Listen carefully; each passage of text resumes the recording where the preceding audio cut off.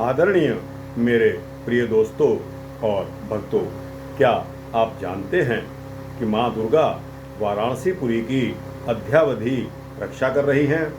आइए मैं आपको बताता हूँ दोस्तों और भक्तों। यह वृतांत एक सूक्ष्म वृतांत है जिसमें देवी भागवत पुराण का जिक्र आया है।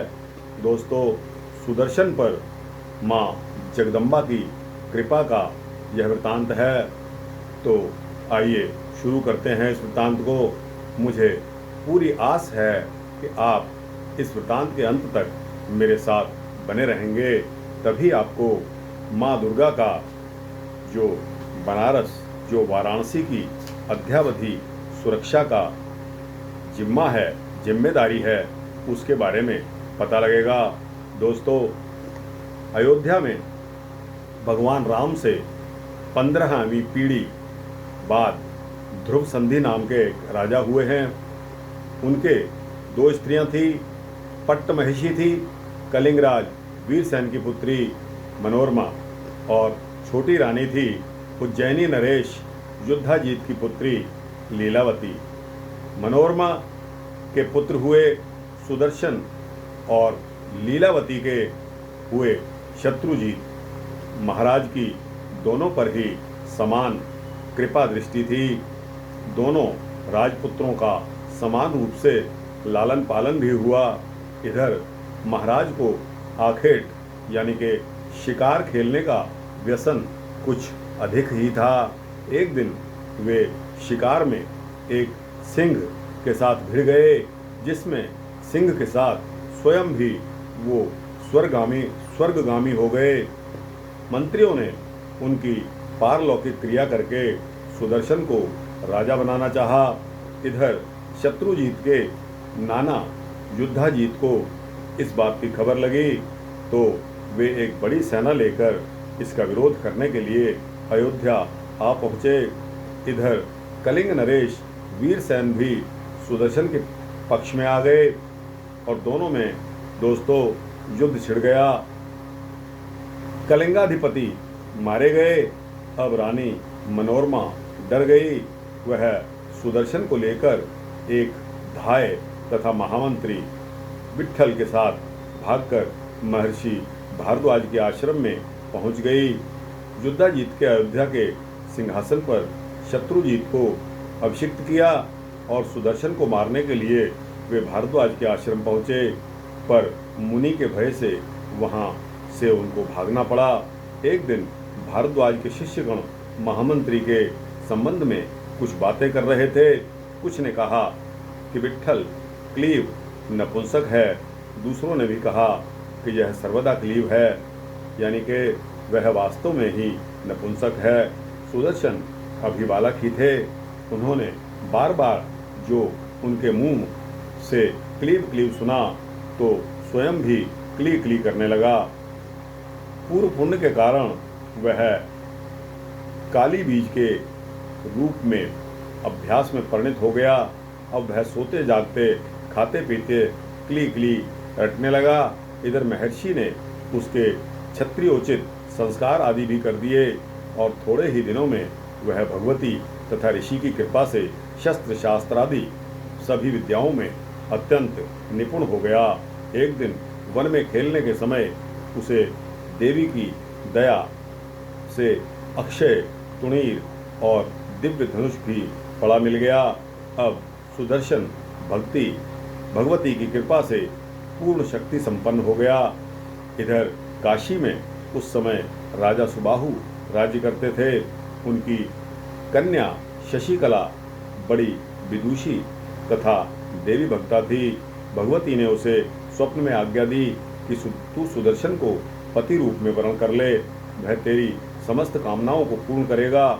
शशिकला ने मन में उसी समय सुदर्शन को पति के रूप में स्वीकार कर लिया। प्रातःकाल उसने अपना निश्चय माता पिता को सुनाया। पिता ने लड़की को जोरों से डांटा और एक असहाय वनवासी के साथ संबंध जोड़ने में अपना अपमान समझा। उन्होंने अपनी कन्या के स्वयंवर की तैयारी आरंभ कर दी। उन्होंने उस स्वयंवर में सुदर्शन को आमंत्रित नहीं किया, पर शशिकला भी अपने मार्ग पर दृढ़ थी। उसने सुदर्शन को एक ब्राह्मण द्वारा देवी का संदेश भेज दिया। सभी राजाओं के साथ वह भी काशी आ गया। इधर शत्रुजीत को साथ लेकर उसके नाना अवंती नरेश, युद्धाजीत भी आधम के प्रयत्न करते रहने पर भी शशिकला के द्वारा सुदर्शन के मन ही मन वर्ण किए जाने की बात सर्वत्र फैल गई। इसे भला युद्धाजीत कैसे सहन कर सकते थे। उन्होंने सुबाहु को बुलाकर धमकाया। सुबाहु ने इसमें अपने को दोष रहित बताकर युद्धाजीत ने कहा, मैं सुबाहु सहित सुदर्शन को मारकर बलात् कन्या का अपहरण करूंगा। राजाओं को बालक सुदर्शन पर दया आ गई।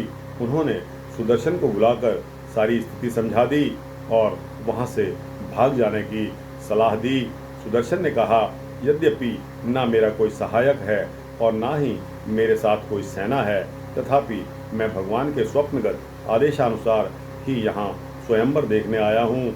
मुझे पूर्ण विश्वास है वे मेरी रक्षा करेंगी। मेरी ना तो किसी से शत्रुता है और ना ही किसी से मित्रता, न मैं किसी अकल्याण ही चाहता हूँ।